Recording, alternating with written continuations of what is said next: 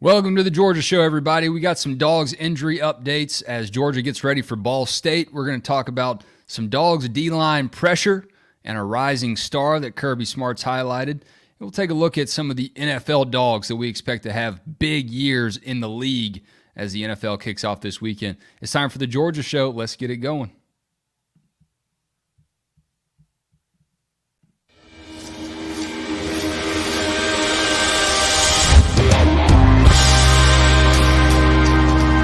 Better never rest. Counting careless in the sky. What a thrilling time to be alive. Hey, welcome in. Palmer Toms, Jake Rowe. We'll get to everything I just mentioned in a moment, but we want to shout out our partner over at Prize Picks. And we're going to fire up some picks of our own here, as last week we did okay. The verdict is still out on Brock Bowers, but there's a promo going on that y'all have to take advantage of, and it is the easiest pick you've probably ever made. So right now, over at Prize Picks, you can pick Dak Prescott over half a yard passing. That seems illegal. I like that. I guess we should go ahead and do it. So we'll add that one. And then in college football, still no Dawgs picks right now, but we got some selections in a few different categories: pass yards, rush yards, and we'll go. What do we have? They take it away. We had a receiver in there. Yeah, we did. All right, receiving yards. So Shedeur Sanders, hot ticket right now, guys. I mean, what a game they had up against TCU. Absolutely, I'm taking that. I'm have over or under 315 and a half passing yards. What do you think, Palmer? Under. I heard Jake getting it started there, but I was in agreement already. That's a high number, and that's going to be a little bit inflated coming off of that big performance against TCU. Under on the Buffs. All right, I think rushing he's gonna have yard a great pick. In the SEC, Texas A&M and Miami, they're just mailing those tickets to anybody. Someone broke in my car today, and they put 2 tickets into my driver's seat. It was crazy. Amari Daniels, Texas A&M running back, gig 'em, more or less than 54 and a half rushing yards. I'm taking the over. I like the over a lot. I do too. I don't know much about that Miami defense, but I think Texas A&M is going to be taking a step forward on offense this year, and you got to run well to do that. So I'll go more. Miami ain't played nobody ball. Bobby Petrino effect there. All right, and then Marvin Harrison got a little shaken up. We've seen that happen before, but he is back, and Ohio State looks like plays Youngstown State. More or less than 78 and a half receiving yards for Marvin Harrison Jr. I'm never going to bet against that guy. Under.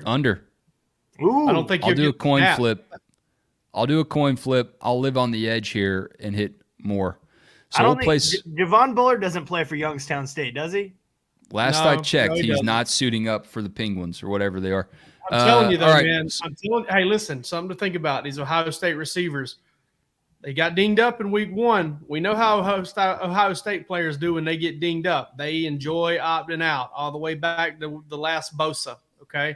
So maybe limit that rep count, kind of make sure he stays on the football team and stays engaged. I think Marvin Harrison goes under with like 12 snaps against Youngstown State. All right, so over at Prize Picks, if you sign up and deposit up to – is it up to $100 or up to $200, Palmer? I think it's 100.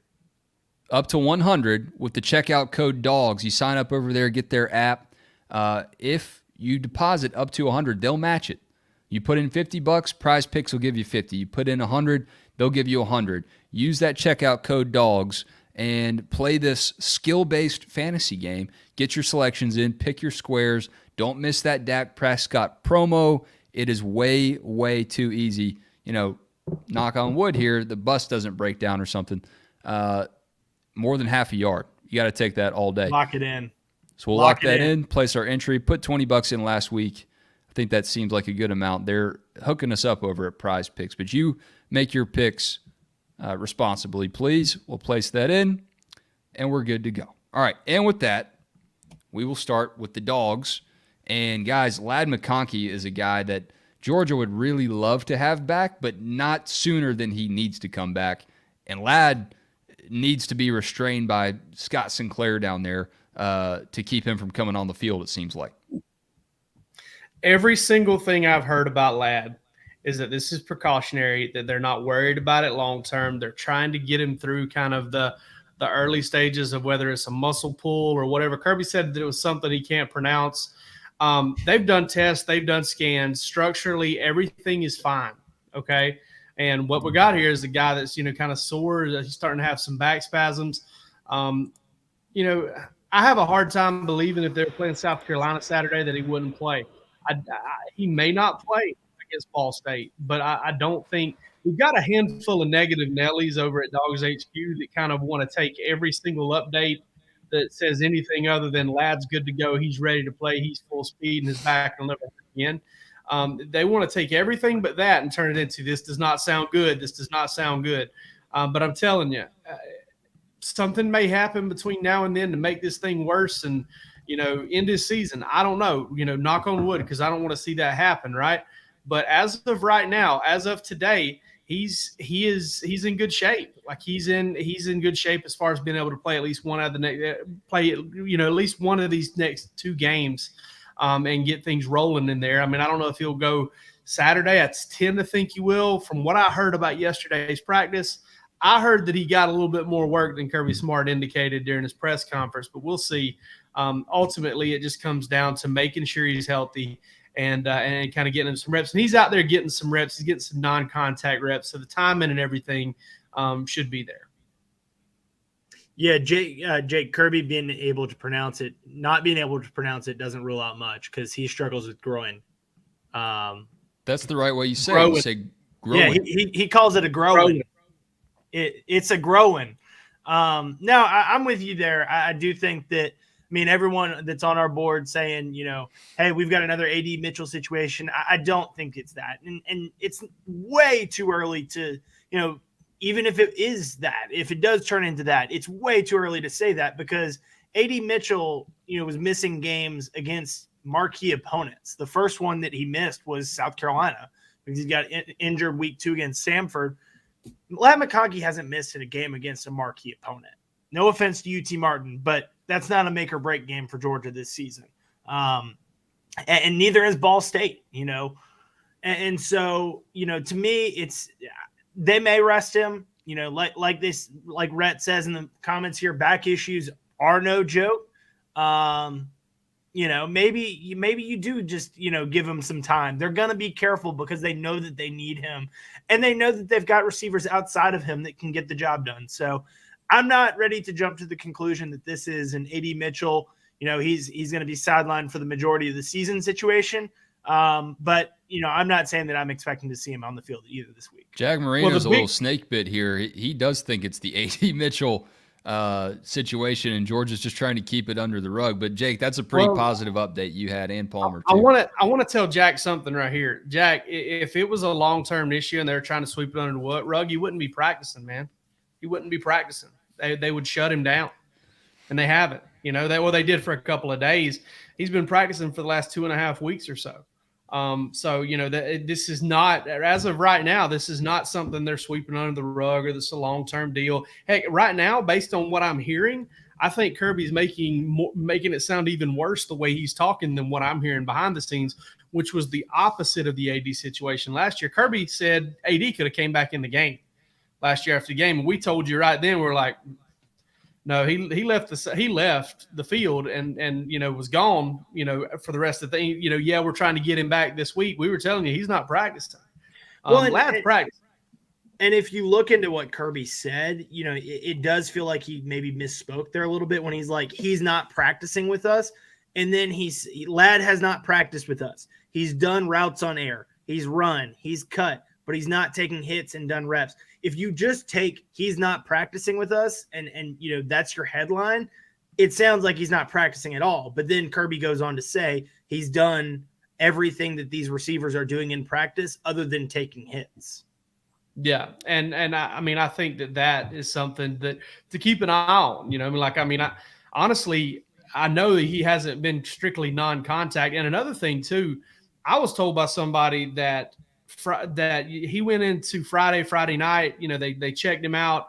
He was having some tightness and some back spasms. They went ahead and decided Friday night to say, hey, you're done. We're not, you're not going to play tomorrow. Then Saturday morning, he felt great. So, I mean, I think at some point they're going to get to a point here where they're going to run him out there and allow him to maybe try to play through it or see what it's going to do. But I don't think they're going to rush it either. But right now, I think there's a very decent chance that he plays on Saturday, gets a few snaps, gets his feet wet. Things of that nature, but as far as I know, this week they haven't had to shut him down. He hasn't actually been beat up, but he is actually out there running routes and practicing and things of that nature. He's just not taking the contact right now. And I think a lot of that is just kind of giving him some chances to heal. But if this was going to be a long-term deal, they would shut him down. They'd shut him down. They would, explore procedures. They would do all sorts of things. They wouldn't just kind of keep him out there running and moving. Jumping for passes, things like that. If they felt like, they were going to make it worse, or this was one of those things that's super, super finicky. I know it's going to be a little bit tricky because backs are. I mean, I can wake up in the morning and pick up my kid wrong and have back spasms for the rest of the day. So I know Ladd, is probably in a lot better shape than I am, maybe a little. Maybe a little. He doesn't know anything about picking up 3-year-olds and older kids than that. So he doesn't understand that injury deal yet. He doesn't have the old man strength. He's just got the Sinclair strength, and those are two totally different things. If they don't let him in the game, Ladd might put him like a disguise on.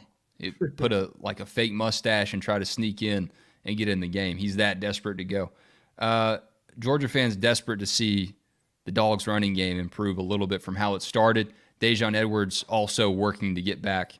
And Kendall Milton, we saw him. He toted the rock pretty well against UT Martin, but he's still not 100%. At least that's what Kirby said after the game. Yeah, Kirby quoted him at 92% yesterday, or on Monday, and then didn't give an update on, said he didn't have a number, but that was pretty specific. 92%. And look, to me, it stood out. This could easily be a, stock up situation here on Kendall Milton and his attitude and his leadership for this team. It was impressive to me to hear what Kirby had to say, that, hey, Kendall understood the situation we were in, and, that we didn't have but two scholarship running backs healthy, and neither of them had played in a collegiate football game. And he didn't want that to be the case. That says a lot about Kendall, and Kirby, echoed those comments again this week and said that he's dying to get out there. And so, I talked to Kendall after the game. He said he was feeling good. I was not there when he said 92%. But if Kirby's got that number in mind, then I probably believe it there. But do think that better days are ahead for this Georgia run game, because they've got those guys coming back soon.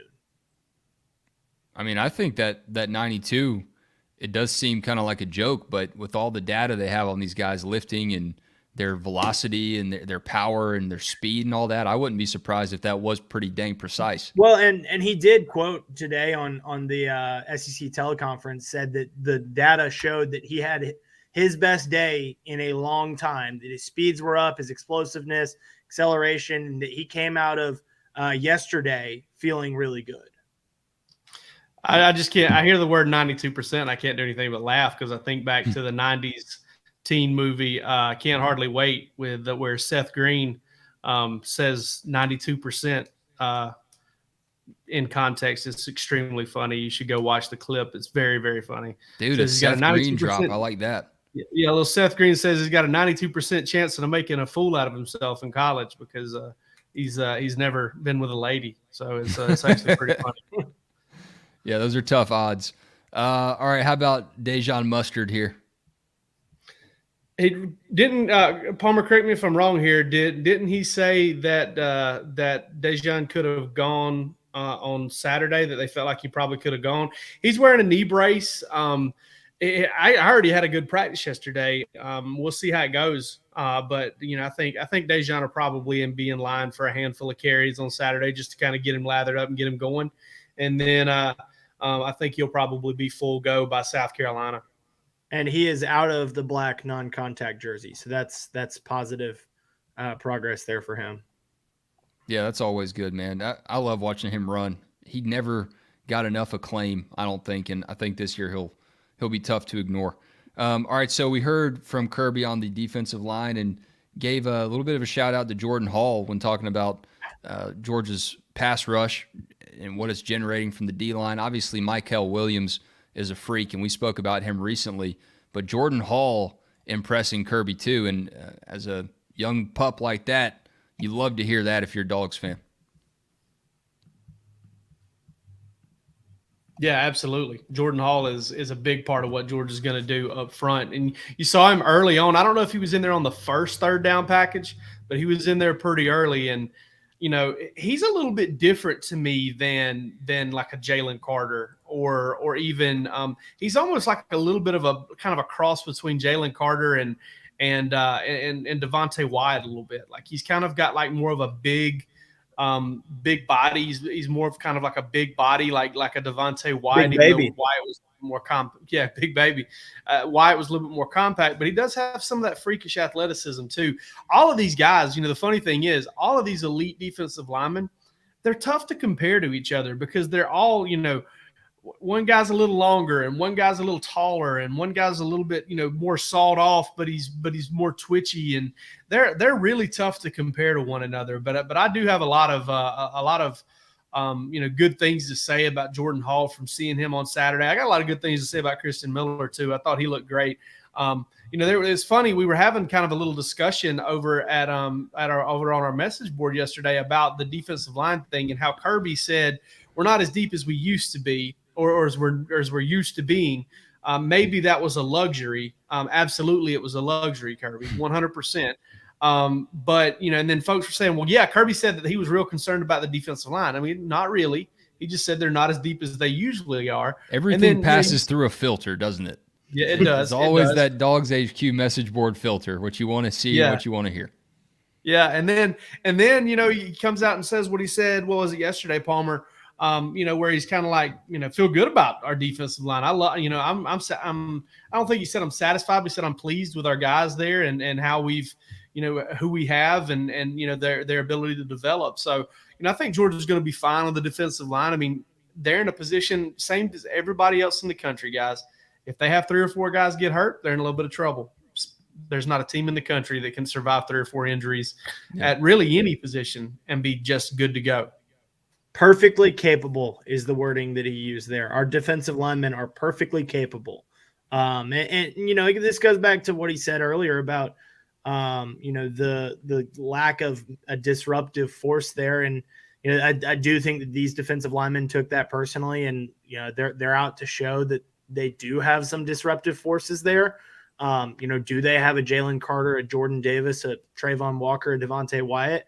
I don't know that they've got a first-round pick in this draft. They definitely have one in Mykel Williams.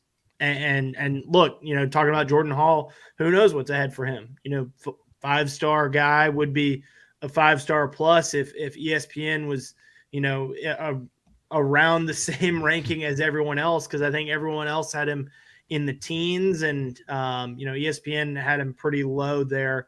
So we're talking about somebody that's an elite defensive lineman in Jordan Hall. And, you know, the fact that he's out there early on in his career, you know, backs that up. And so I do think that they've got disruptive guys. They probably need to develop that a little bit. And that's okay. I think that, you know, this defense and those linebackers, and the veterans on that defensive line, that's not to be overlooked. They can definitely scheme up some disruptive forces there. Here's what Kirby said, Mykel Williams said, his work ethic and how violent he is with his hands and how he rushes. He's a great player. He's going to be real impactful for us this year. That's what Mykel said about Jordan Hall. And then Tramel Walthour said he comes in each day to learn more and more than he can. He's going to go out on the field and give it everything he can. You can just put him out there. He'll give you 100% effort every play. Those 2 quotes stood out to me because not only is he passing the smell test from his coach, which is really impressive, but the guys that he's down there doing it with who've seen a little bit Walthauer's been there for a little bit less time than Stetson was, I think. But they both know what it takes to be excellent. They've seen those draft picks. They've seen those guys, and Hall's already impressing them. So that's pretty good stuff to hear. Another good thing to hear was this soundbite from Kirby Smart as he left the podium. Brooks Austin set him up with the softest lob of softball tosses I think I've seen in years, dating back to some Baptist Church League softball. But if y'all haven't heard this yet, here's what Kirby said in the response to the notion that when schools negatively recruit against Georgia, they say there's no superstars. You're not going to rack up any stats. Well, Kirby had a thing or two to say about that. We fix that when we show them how many we have drafted, and that is silenced. Because we put Trevon Sachs up there and say he went number 1 overall. We put Devontae's up there and say he went the first round. We put Quay's up there. We put Nolan's up there. We put Jordan Davis's, and then they don't say anything. Kirby feeling himself a little bit. Those moments are rare for Kirby to just peace out like that, but you know he was feeling what he said. Yeah, he definitely was, and you knew it. I mean, started cutting up that audio there as soon as he walked away. You knew that was a mic drop moment there, that was something that was going to get blown up. And, certainly, like he said, their draft record, their track record in the draft has backed up. They may not have the stats defensively, but Georgia is the premier program to come play if you're a defensive player around the country. Yeah, it's hard to call it a no-name defense when you list off that many names. I mean, that's those guys have names. Like, you know who they are. It's almost like the come be a name defense, come become a name defense. Like, hey, listen, you come to Georgia and you can kind of ride it out. You may be able to go out to eat without people hounding you, while you're at Georgia. But once you leave, you'll be a name. You'll be a name, and you'll have a fat wallet. And you might be a bigger name after you leave Georgia than you were at Georgia, because, I mean, just look at the way that Trayvon Walker blew up in that draft process. Everything was, hey, he was a great player at Georgia, but he can be an even better pro.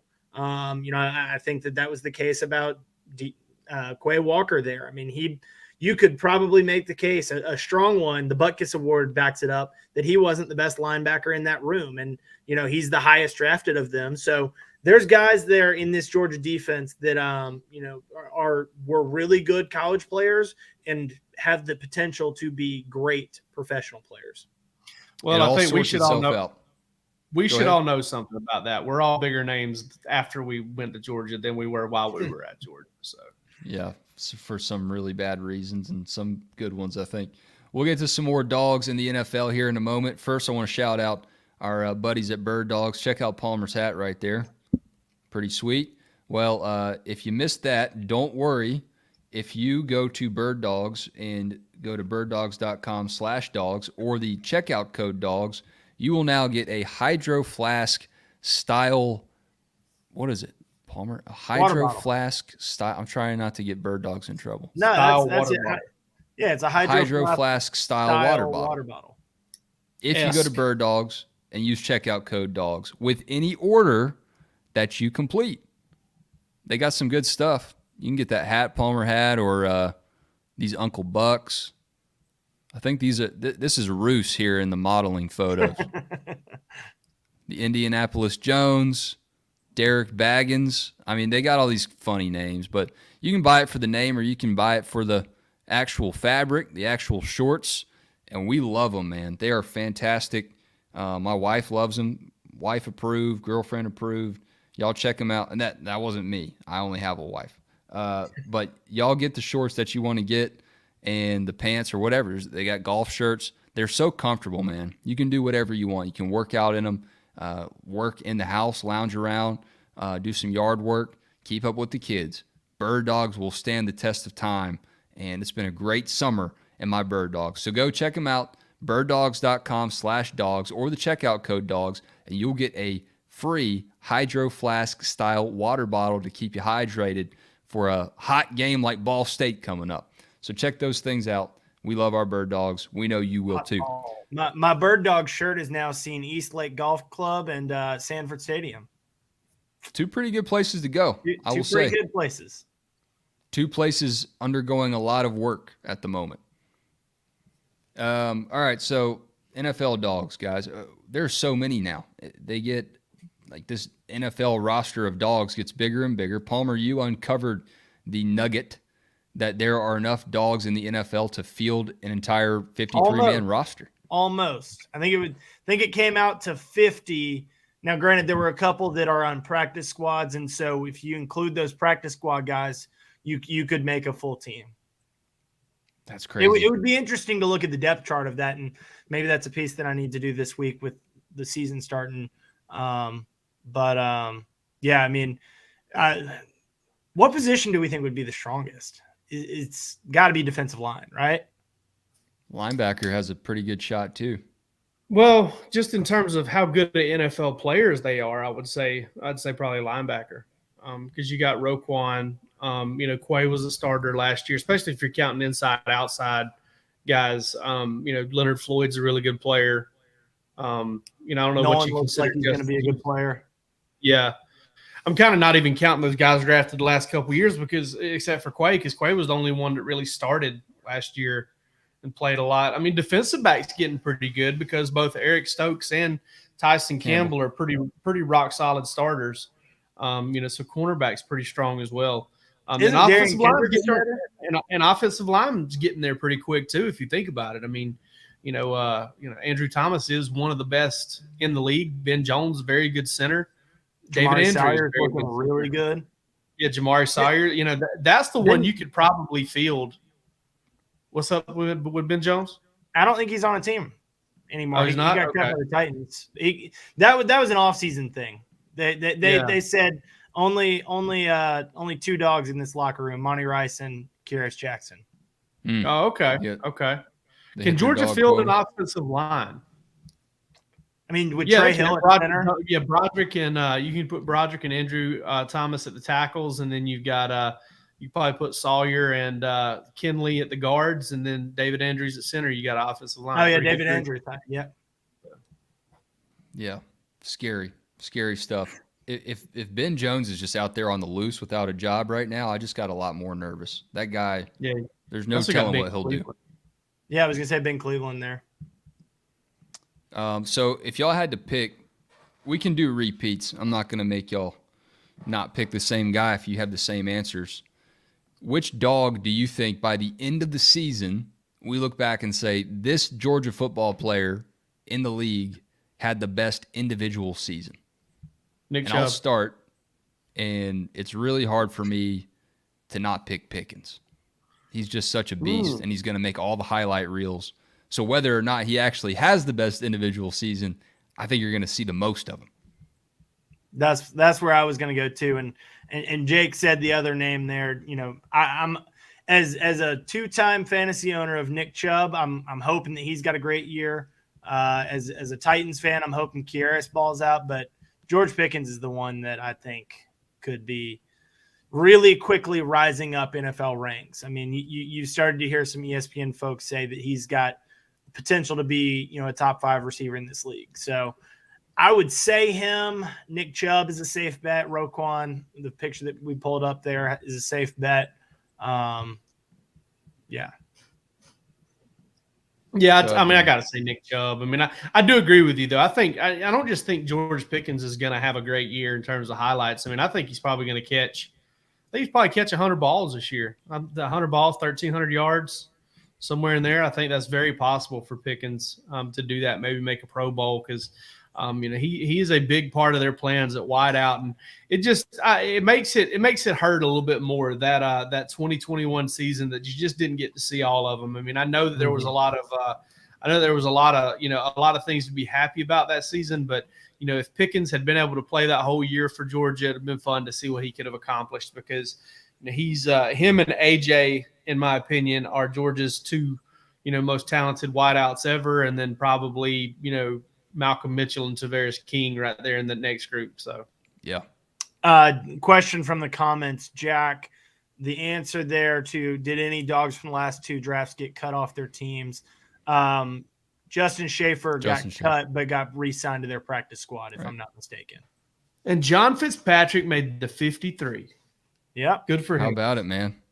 John, the android Fitzpatrick. Yeah. His He lithium-ion is an battery AI. rolls on. And when he puts on the glasses, looks like Superman. He does. Bro, Looks you like weren't gotta- making gotta- a receiver-related excuse about the 2021 season, were you? Injury excuse? No, We'll move that would on. that would never happen here. Oh, you froze up there on my screen for a little bit. What happened to receiver? Oh, I said related? you weren't making a injury-related excuse about a wide receiver in that 2021 season, were you? No. What excuse is there to make? I don't know. Georgia won it all. That's right. Let's chop some wood, fellas, and get out of here. I'm going to chop wood about Ball State because you're going back-to-back, opening up with 2 SEC teams. That ain't easy, man. I don't care what conference you're in. You're just getting baptism by fire. And whatever happens for Ball State the rest of the year, they've earned it, man. I'll tell you that. That is not what you want to do, but maybe you'll learn something from it, and hopefully you survive it and get out in one piece. I think it's going to be really hot on Saturday if the forecast is correct. So you go from Kentucky, maybe a little bit cooler up there. It's going to be hot for everybody, even Ball State. So I don't know if that helps or hurts Ball State's chances, but Georgia's been practicing in it all summer. And I think after that first game, they got some stuff they can use on tape and probably a little bit more motivation too. I'm excited to see what Carson Beck does against them. And you want to talk about that message board filter. A lot of people already trying to fall in love with that backup quarterback or two. But let's give Carson Beck a little bit more of a shot and see what he can do against the Cardinals. But regardless, hat tip to Ball State. That's tough. Jake, you can take the And also, Ball State has faced 2 of the most physical teams. Yeah. Well, they've faced 2 of the most physical teams in the SEC to start the season as well. So I know that whoever they're starting center or right guard or defensive tackle or whoever's got to be in the trenches against Georgia's massive humanity is probably really pissed at the scheduler. It come Sunday. But that's beside the point. I'm going to chop wood on patience. A little Guns N' Roses there. Just a little patience. Listen, I did a little bit of breakdown today. I went over to Pro Football Focus. I'm not a big fan of their grades. I don't think they can cancel our membership because I think their grades are crap. I don't think they know what they're talking about most of the time. But I do value the snap counts and the diagrams that they're able to make. And did you know that in Stetson Bennett's 18th start in the season opener last year, he attempted 4 passes beyond 20 yards, and he attempted 7 passes beyond 10 yards. All right. 31 attempts in all. Carson Beck, timid, scared to death to throw the ball downfield, they say. He attempted 10 passes past 10 yards, more than Stetson Bennett. He attempted 3 passes past 20 yards, 1 less than Stetson Bennett. So I think we need to pump the brakes a little bit and understand that maybe perception isn't reality. That what we're dealing with here is just some frustration that you don't have a veteran quarterback. I'm sorry, guys. You can't have a national championship winning quarterback on every football team that you have at Georgia. I guess you can. Carson Beck's got a ring, so he is one. But it was his first start. Yeah, he's got 2. May have 3. Who knows? He got a high school state championship too. So Stetson didn't even have one of those. But he's going to need some time. And I wrote that column, and I still stand behind it. Is give Carson Beck the patience that you didn't give Stetson Bennett, because let's don't act like you didn't want to try to run him off the continent when he was missing wide open receivers against Alabama in 2020. And that was his 3rd start. If we get towards the end of the year and Carson Beck misses wide open receivers against Tennessee and Georgia loses, then all right, let's get a little frustrated. Let's get a little frustrated at Kirby and those guys for not making a change. But I think you're looking at a guy that's probably going to get better, because almost everybody that plays for this staff and for this head coach gets better. Yep. Carson Beck, if I'm not mistaken, the only quarterback in the country with snaps in a national championship game. Because Max fact check that, but because Max Duggan's gone. Yeah. And then Bryce Young's gone. Stetson's gone. And then going back to that 2020 season would have been Justin Fields and Mac Jones. Fields and Mac Jones. Yeah. Good call, Palmer. I just checked Pro Football Focus. They only have Kendall Milton at 91% right now. So do with that what you will. 92%. Palmer, what's up? I am going to chop wood about a pair of receivers. One who is on the younger side of their career, one who is a veteran in this room, both of whom bring some exciting stuff to this room. Jake, you wrote about CJ Smith tonight. They're with you right now? No. Bring him out. Oh, okay, sorry. Not this room. This Georgia receiver room. I've never been in there. Is it an actual room? I think so. I mean, when we were walking out to practice, we walked by the tight ends room, and if that's a pretty good one. You know they have the best room right now. That's a pretty good one. Okay, I'm getting pointed out in the comments. Chandler Morris got a snap in the national championship last year. So I'm incorrect in my Well, we will strike you from the record. All right. News. But CJ Smith had a really strong showing on Saturday, 2 catches, had a big play, really 2 big ones. Both plays picked up first downs, ran over some dudes on a screen pass that Kirby said that's when he really knew that this team had woken up and they were growing up in that second half, and then made a big play down the field for 40-something yards there. He is earning his keep, as Jake said, in this wide receiver room.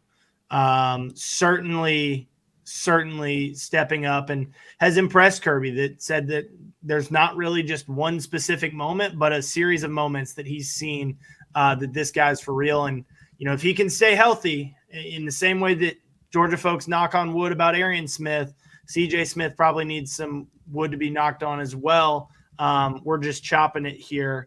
But CJ Smith has a chance to be an impact player in this receiver room. And then Marcus Rosemy-Jack Saint, getting him back this weekend, I think is going to be big for this offense. Kirby said that he's a calming force in that huddle, that he settles Carson down and talked to a couple of the guys tonight, Dylan Bell, Oscar Delpin. They agreed with that assessment. They said that he is a calming force and a leader for this offense, was a leader this last Saturday on the sidelines, but you can be a lot more impactful as a leader on the field. So 2 receivers, both making an impact, chopping wood. Yeah, for sure. Those guys are fun to watch, and it's going to be good to see them back in action. Y'all hit like and subscribe on this YouTube channel. We will be back on Sunday. We'll actually be back right after the Ball State game for our instant game breakdown. Sunday, 8:30 p.m. and Bark After Dark, Monday at 9. Jake wrote, how much longer does this DawgsHQ premium promo last? Well, we don't. We've got a promo. I don't know how long they're going to leave this dollar for 1 month on. I mean, I don't want them to shut it off because I want everybody to get a chance to come see us. So act as quick as you can, because right now you can get 1 month for $1. I mean, throw $1 down and see what you got. See what we got. I mean, we've got insider stuff just about every day. That was my phone that just fell off. I guess I'm talking so loud. So much insider news coming into Jake's phone, it just falls off the table sometimes. Yeah, that's what happened. So we've got insider notes coming in, 3 or 4 times a week, opinions. We are as accessible as it gets on the message board. I mean, we make thousands of posts a week, among the staff, just, getting involved in the discussion. We talk about a lot of different stuff. Just come see us. It's a fun community, and you can get your first month for $1. Or if you're feeling froggy, you can sign up for a whole year and get 25% off. That's still available too. Hell, they don't consult me on anything. They just say, hey, 25? I thought it was 50. It's 50%. 25 right now. Yeah, the 25, 50% okay. off ended, I believe, on Sunday. Sunday night after the game. So, or maybe Monday night. But either way, the 50%'s gone. It's $1 off your first month, 25% off of your first year. And listen, it's the place to be, man. We are growing 100 miles an hour for a reason, much like this YouTube channel is growing. It's exponential once the season starts. So buckle up, because we're not slowing down. The Dogs aren't either. Appreciate y'all tuning in tonight. We'll see you again soon. Peace.